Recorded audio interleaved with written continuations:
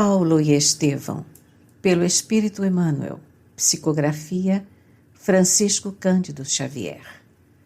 Segunda parte, capítulo 5, parte 1. Lutas pelo Evangelho. O regresso de Paulo e Barnabé foi assinalado em Antioquia com imenso regozijo. A comunidade fraternal admirou profundamente comovida o feito dos irmãos que haviam levado a regiões tão pobres e distantes as sementes divinas da verdade e do amor. Por muitas noites consecutivas, os recém-chegados apresentaram o relatório verbal de suas atividades sem omitir um detalhe. A igreja antioquense vibrou de alegria e rendeu graças ao céu. Os dois dedicados missionários haviam voltado em uma fase de grandes dificuldades para a instituição. Ambos perceberam-nas contristados. As contendas de Jerusalém estendiam-se a toda a comunidade de Antioquia. As lutas da circuncisão estavam acesas. Os próprios chefes mais eminentes estavam divididos pelas afirmativas dogmáticas. Tão alto grau atingiram os descrimes que as vozes do Espírito Santo não mais se manifestavam. Manahem, cujos esforços da igreja eram indispensáveis, mantinha-se à distância em vista das discussões estéreis e venenosas. Os irmãos achavam-se extremamente confusos. Uns eram partidários da circuncisão obrigatória, outros se batiam pela independência irrestrita do Evangelho. Eminentemente preocupado, o pregador tarsense observou as polêmicas furiosas a respeito de alimentos puros e impuros. Tentando estabelecer a harmonia geral em torno dos ensinamentos do Divino Mestre, Paulo tomava inutilmente a palavra, explicando que o Evangelho era livre e que a circuncisão era tão somente uma característica convencional da intolerância judaica. Não obstante sua autoridade inconteste, que se aureolava de prestígio perante a comunidade inteira, em vista dos grandes valores espirituais conquistados na missão, os desentendimentos persistiam. Alguns elementos chegados de Jerusalém complicaram ainda mais a situação. Os menos rigorosos falavam da autoridade absoluta dos apóstolos galileus. Comentava-se a sorrelfa que a palavra de Paulo e Barnabé, por muito inspirada que fosse nas lições do Evangelho, não era bastantemente autorizada para falar em nome de Jesus. A igreja de Antioquia oscilava numa posição de imensa perplexidade. Perdera o sentido de unidade que a caracterizava dos primórdios. Cada qual doutrinava do ponto de vista pessoal. Os gentios eram tratados com zombarias, organizavam-se movimentos a favor da circuncisão. Fortemente impressionados com a situação, Paulo e Barnabé combinam um recurso extremo. Deliberam convidar Simão Pedro para uma visita pessoal à instituição de Antioquia. Conhecendo-lhe o espírito liberto de preconceitos religiosos, os dois companheiros endereçam-lhe longa missiva, explicando que os trabalhos do Evangelho precisavam dos seus bons ofícios, insistindo pela sua atuação prestigiosa. O portador entregou a carta cuidadosamente e, com grande surpresa para os cristãos antioquenos, o ex-pescador de Cafarnaum chegou à cidade, evidenciando grande alegria em razão do período de repouso físico que se lhe deparava naquela excursão. Paulo e Barnabé não cabiam em si de contentes. Acompanhando Simão, viera João Marcos, que não abandonara de todo as atividades evangélicas. O grupo viveu lindas horas de confidências íntimas a propósito das viagens missionárias, relatadas inteligentemente pelo ex-rabino e relativamente aos fatos que se desenrolavam em Jerusalém, desde a morte do filho de Zebedeu, contados por Simão Pedro com singular colorido. Depois de bem informado da situação religiosa em Antioquia, o ex-pescador acrescentava: em Jerusalém, nossas lutas são as mesmas. De um lado, a igreja cheia de necessitados todos os dias. De outro, as perseguições sem tréguas. No centro de todas as atividades, permanece Tiago com as mais ríspidas exigências. Às vezes, sou tentado a lutar para restabelecer a liberdade dos princípios do Mestre. Mas como proceder? Quando a tempestade religiosa ameaça destruir o patrimônio que conseguimos oferecer aos aflitos do mundo, o farisaísmo esbarra na observância rigorosa do companheiro e é obrigado a paralisar a ação criminosa encetada desde muito tempo. Se trabalhar por suprimir-lhe a influência, estarei precipitando a instituição de Jerusalém no abismo da destruição pelas tormentas políticas da grande cidade. E o programa do Cristo? E os necessitados? Seria justo prejudicarmos os mais desfavorecidos por causa de um ponto de vista pessoal? E ante a atenção profunda de Paulo e Barnabé, o bondoso companheiro continuava: sabemos que Jesus não deixou uma solução direta ao problema dos incircuncisos, mas ensinou que não será pela carne que atingiremos o reino, e sim pelo raciocínio e pelo coração. Conhecendo, porém, a atuação do Evangelho na alma popular, o farisaísmo autoritário não nos perde de vista e tudo envida por exterminar a árvore do Evangelho que vem desabrochando entre os simples e os pacíficos. É indispensável, pois, todo o cuidado de nossa parte, a fim de não causarmos prejuízos de qualquer natureza à planta divina. Os companheiros faziam largos gestos de aprovação, revelando sua imensa capacidade para nortear uma ideia e congraçar os numerosos prosélitos em divergência. Simão Pedro tinha uma palavra adequada para cada situação, um esclarecimento justo para o problema mais singelo.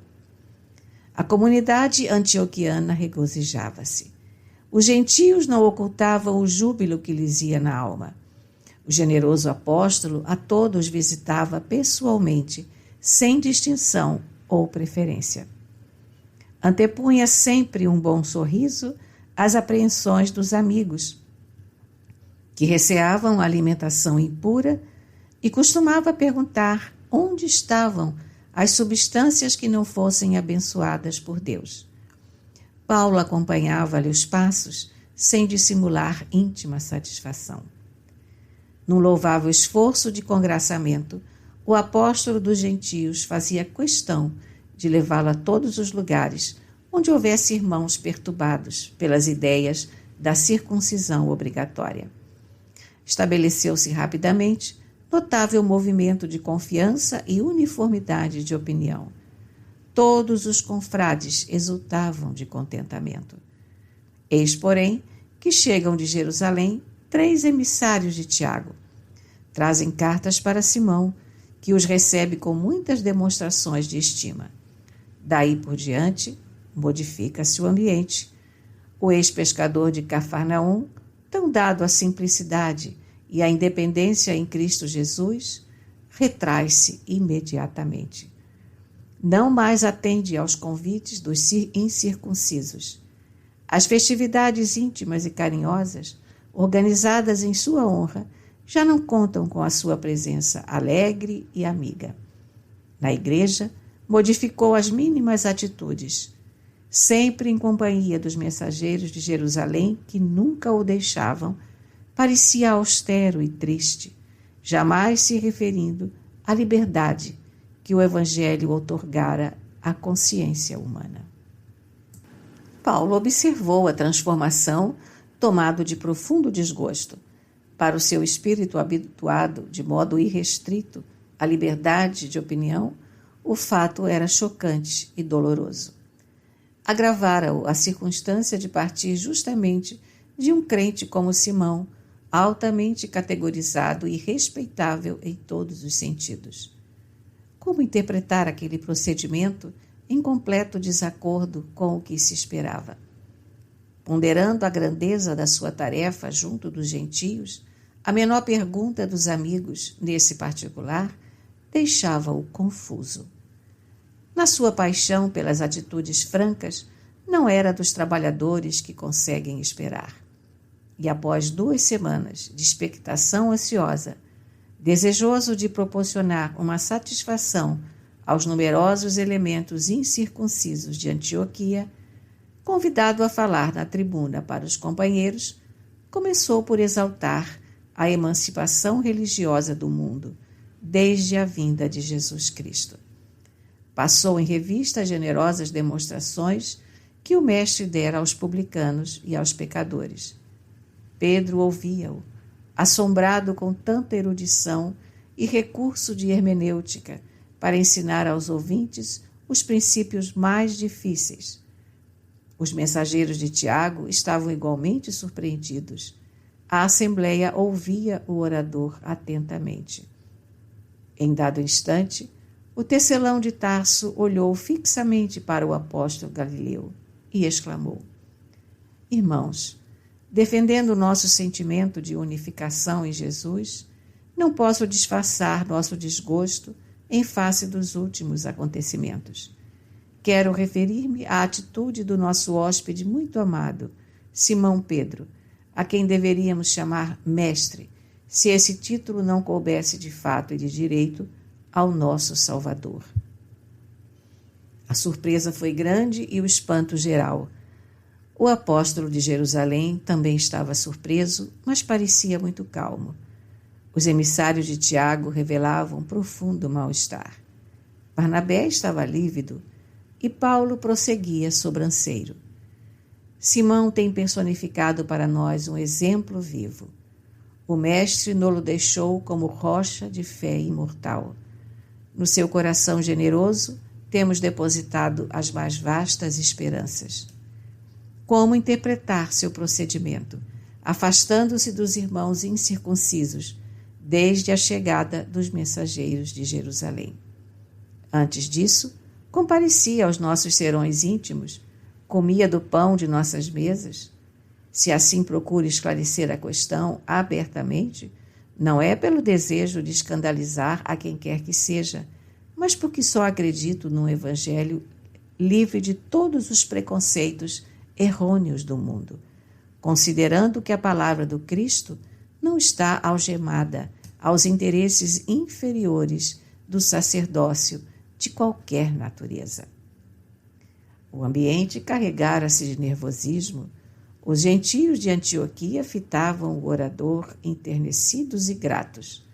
Os simpatizantes do farisaísmo, ao contrário, não escondiam seu rancor em face daquela coragem quase audaciosa. Nesse instante, de olhos inflamados por sentimentos indefiníveis, Barnabé tomou a palavra, enquanto o orador fazia uma pausa, e considerou. Paulo, sou dos que lamentam tua atitude neste passo. Com que direito poderás atacar a vida pura do continuador de Cristo Jesus? Isso inquiria-o ele, em tom alarmante e comovedor, com a voz embargada de lágrimas. Paulo e Pedro eram os seus melhores e mais caros amigos. Longe de se impressionar com a pergunta, o orador respondeu com a mesma franqueza. Temos, sim, um direito, o de viver com a verdade, o de abominar a hipocrisia e, o que é mais sagrado, o de salvar o nome de Simão das arremetidas farisaicas, cujas sinuosidades conheço por constituírem o báratro escuro de onde pude sair para as claridades do Evangelho da Redenção. A palestra do ex-rabino continuou rude e franca. De quando em quando, Barnabé surgia com uma parte, tornando a contenda mais remida. Entretanto, em todo o curso da discussão, a figura de Pedro era mais impressionante, pela augusta serenidade do semblante tranquilo. Naqueles rápidos instantes, o apóstolo Galileu considerou a sublimidade da sua tarefa no campo de batalha espiritual pelas vitórias do Evangelho. De um lado estava Tiago, cumprindo elevada missão junto do judaísmo. De suas atitudes conservadoras surgiam incidentes felizes para a manutenção da Igreja de Jerusalém, erguida como um ponto inicial para a cristianização do mundo.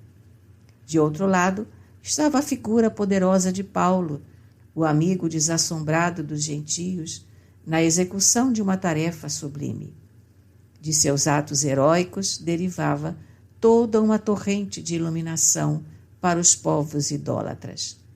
Qual o maior a seus olhos de companheiro que convivera com o Mestre e dele recebera as mais altas lições? Naquela hora, o ex-pescador rogou a Jesus lhe concedesse a inspiração necessária para a fiel observância dos seus deveres.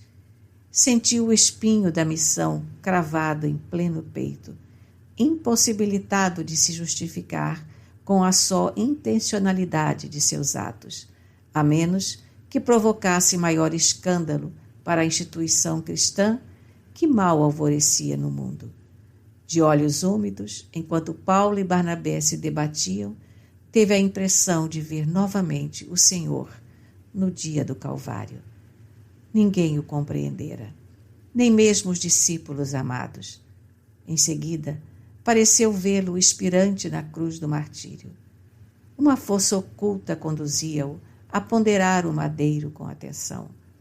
A cruz do Cristo parecia-lhe agora um símbolo de perfeito equilíbrio.